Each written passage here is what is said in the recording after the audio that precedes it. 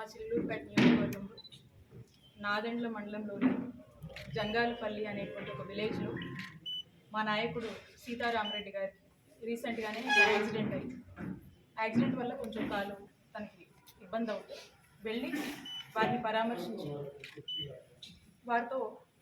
వారి కుటుంబ సభ్యులతో కాసేపు ఉన్నటువంటి మా మండల నాయకులందరూ కూడా అక్కడ వారి ఇంటికి రావడం, అక్కడ వారిని పరామర్శించి మంచి చెడ్డలు మాట్లాడుకొని బయలుదేరి మళ్ళా అక్కడి నుంచి ఎడ్లపాడు మండలానికి ఇంకో కార్యక్రమం ఉంటే వెళ్ళేటువంటి దిశగా మేము వెళ్తా ఉన్నాం. ఆ కార్యక్రమం అయిపోయి బయటకు వచ్చాను. వచ్చి కారెక్కుదాం అనే లోపు చుట్టూ ఈ రూరల్ సి సుబ్బనాయుడు గారు, అక్కడ ఉన్నటువంటి నాదెండ్ల ఎస్ఐ గారు, వాళ్ళ సిబ్బంది అంతా కూడా ఒక్కసారి చాలా ఎంబ్రాజింగ్గా అక్కడంతా కూడా గుమిగూడి చాలా హడావిడి చేస్తూ ఉంటాను. నేను కారెక్కుదామని వచ్చినటువంటి నేను ఏమైందండి, ఎందుకు ఇంత ఎంబ్రాజింగ్గా ఇలాంటి అట్మాస్ఫియర్ని క్రియేట్ చేస్తున్నారు, ఏమైందని చెప్పి వారిని అడగడం జరిగింది. మా ఫాలోవర్ అయినటువంటి శ్రీకాంత్ రెడ్డిని తీసుకువెళ్ళడానికి వచ్చాము అని చెప్తా ఉన్నాను. ఏం కేసు ఏంటి అని చెప్పి మాట్లాడుతూ నేను కారు ఎక్కుతాను. ఏం కేసు ఏంటంటే ఏవో కేసులు ఉన్నాయి, చెప్పాలా మీకు, ఉన్నాయి కేసులు ఉన్నాయి, ఎఫ్ఐఆర్లు ఉన్నాయి, ఇంకేవో ఉన్నాయి, మేము తీసుకెళ్ళాలి, అరెస్ట్ చేయాలి అని చెప్పి మాట్లాడుతాం. సరేనండి, అలా ఏమన్నా ఉంటే మేమందరం కూడా వస్తాము, మా నాయకులందరూ కూడా ఉంది, మేమందరం కూడా వస్తాము. ఏం కేసు ఏంటి దాని వివరాలు ఇవ్వండి, ఖచ్చితంగా అట్లాంటిది ఏమన్నా ఉంటే ఖచ్చితంగా వస్తాం. మీరు ఇప్పటివరకు ఎన్ని అరెస్టులు చేయలేదు, చిల్లూరుపేట నియోజకవర్గంలో ఎంతమందిని జైలు పాలు చేయలేదు, మీరు చేసేవి ఎక్కడ కూడా మీరు చేయాల్సినటువంటి ఇల్లీగల్ కేసులు మీరు కట్టారు, మీరు చేయాల్సినటువంటి అరెస్టు చేశారు, జైలుకి ఇవ్వాల్సినవి మీరు చేస్తూనే ఉన్నారు, మేము కూడా చూస్తూనే ఉన్నాం. ఈ రోజున స్పెసిఫిక్గా ఏంటంటే కారణం ఏంటి, ఏమైపోయారు ఉంది, దేని తాలూకా అని మేము డీటెయిల్స్ ఇవ్వండి, ఖచ్చితంగా మేము సహకరిస్తామని మాట్లాడుతుంటే సుబ్బనాయుడు గారు తను ఒక సిఐ అనేది కూడా పక్కన పెట్టి ఒక టీడీపీ కార్యకర్త మాదిరి ఏ విధంగా కూడా అక్కడ ఒక మహిళనని, ఒక మహిళా మంత్రిగా పనిచేశాను గతంలో అని, ఇక్కడ శాసనసభ్యురాలుగా కూడా పనిచేశాను అనేటువంటి విషయాన్ని పూర్తిగా కూడా పక్కన పెట్టి నన్నే థ్రెటనింగ్ చేస్తూ ఆఖరికి ఏ విధంగా కూడా తను మీరందరూ కూడా చూశారు, ఆ వీడియో అందరూ చూశారు, ఏ విధంగా మీదకి వచ్చి నా కారు దగ్గర నేను ఉంచిన, నా కారు నేను ఎక్కుతుంటే నా సీట్లో ఉంచి తను నన్ను అక్కడి నుంచి అసలు ఏం పదాలు వాడాలో కూడా మనకు అర్థం కావట్లేదు. అలాంటి బిహేవియర్, అలాంటి నేచర్ని తను ప్రదర్శించి ఒక మహిళ అనే మినిమం కర్టసీ కూడా మర్చిపోయి అతను మీదికి వచ్చి ఏ విధంగా నన్ను ఇబ్బంది పెట్టి కారు నుంచి బయటికి లాగేటువంటి ప్రయత్నం చేశారో మీరు అందరూ కూడా చూశారు.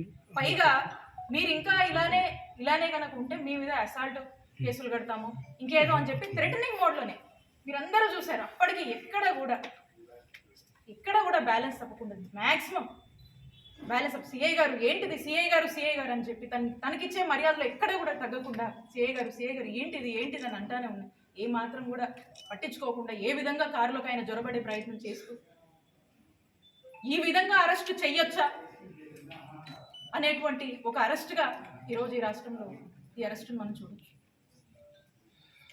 మొదటి నుంచి కూడా ఆ సందర్భంలో తనకి ఏవేవో ఫోన్లు వస్తానే ఉన్నాయి, మా ప్రెజర్స్ మాకున్నాయి. ఇక అదే మరి ఎవరి మెప్పుల కోసము ఈ విధమైనటువంటి ధోరణి, ఈ విధమైనటువంటి ప్రవర్తన, తను ఒక యూనిఫామ్లో ఉన్నటువంటి సీఏగా తను మర్చిపోయి నేను ఒక ఎక్స్ మినిస్టర్గా పనిచేసిన ఒక మహిళను అనేటువంటి విషయాన్ని పక్కన పెట్టి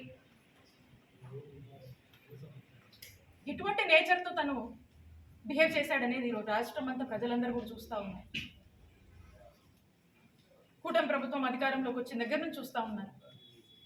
నేను ఒక ధర్నాకి వెళ్ళి ధర్నాలో మా క్యాడర్ పార్టిసిపేట్ చేస్తే మా మీద కేసు కడతారు.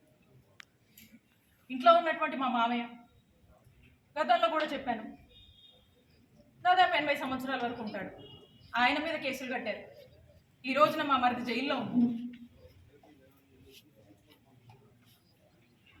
నా మరిది జర్మనీలో ఉంటే అతని మీద కూడా కేసులు కట్టారు. ఒక 3 రకాల కేసులు ఎంచుకున్నారు. కత్తి చూపించడం, ఎక్స్ట్రాక్షన్ కేసు, కట్టు కదల్లి కేసులు పెడుతున్నారు. ఏదైనా బ్రైబ్ అని చెప్పి అదొక కట్టు కదల్లి ఒక కేసు పెడుతున్నారు. లేదా ఇక ఎవరినో ఏదో అన్నారని జెంట్స్కి అయితే ఒకలాగా, ఇంకొకలాగా ఎస్సీ ఎస్టీ కేసులని ఇంకోటని రకరకాలుగా కదలల్లి ఈ రకమైనటువంటి కేసులతో ఇక్కడ చిలకలూరుపేటలో వైఎస్ఆర్ కాంగ్రెస్ పార్టీ సంబంధించినటువంటి నన్ను కానీ, మా ఫ్యామిలీ మెంబర్స్ కానీ, ఇక్కడ ఉన్నటువంటి మా ఫాలోవర్స్ అందరినీ కూడా ఏ విధంగా వేధిస్తున్నారు అనే దానికి నిదర్శనమే ఈరోజు ఈ అరెస్ట్ను కూడా మీరు చూడాల్సినటువంటి అవసరం. ఇంత దారుణంగా ఒక అరెస్ట్ చేస్తారనే దానికి ఈరోజు రాష్ట్ర ప్రజలందరూ కూడా చూస్తున్నారు, మీడియా వాళ్ళు కూడా చూస్తూ ఉన్నారు. చాలామంది ఏంది ఇట్లా చేస్తున్నారని చెప్పేసి, ఏంది ఇట్లా చేస్తున్నారు, మరి ఇంత మితిమీరిపోయారు, ఏంటిది, ఏం ద్రోహం చేసి, ఏంటి అసలు మనం చేసిన తప్పేంటి? వైఎస్ఆర్ కాంగ్రెస్ పార్టీని నమ్ముకొని ఉన్నందుక, వైఎస్ఆర్ కాంగ్రెస్ పార్టీని అభిమానిస్తున్నందుక వీళ్ళ మీద కేసు? వైఎస్ఆర్ కాంగ్రెస్ పార్టీకి ఇలాంటి ఒక పరిస్థితి, మంచి చేసి ఓడిపోయాం అయినా కూడా నిలబడి అడిగేసి ఒక మారల్ స్ట్రెంత్గా సపోర్ట్గా నిలబడి అడుగు ముందుకు వేస్తూ రిప్రజెంట్ చేస్తున్నందుక ఈ దౌర్జన్యాలు, ఈ ఇల్లీగల్ కేసులు, ఇల్లీగల్ అరెస్టులు, జైళ్ల పాలు ప్రజలందరూ గమనిస్తున్నారు. మరీ ముఖ్యంగా ఈ చిల్లూరుపేటలో ప్రతి ఒక్కరూ కూడా ఈరోజు మాట్లాడుకునేటువంటి పరిస్థితి. ఇలాంటి సంస్కృతి, ఇలాంటి సాంప్రదాయం, ఇలాంటి అరెస్టులు, కేసులు ఎప్పుడు గతంలో లేవు. గతంలో మేము ఎప్పుడు ఇలాంటి చేయాలనుకోలే.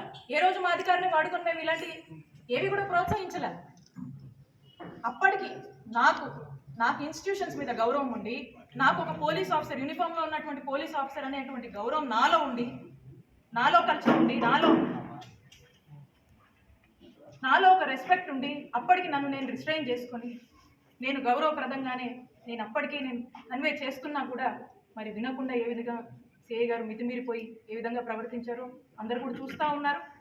ఖచ్చితంగా రాష్ట్ర ప్రజలు అన్ని గమనిస్తున్నారు. అందరూ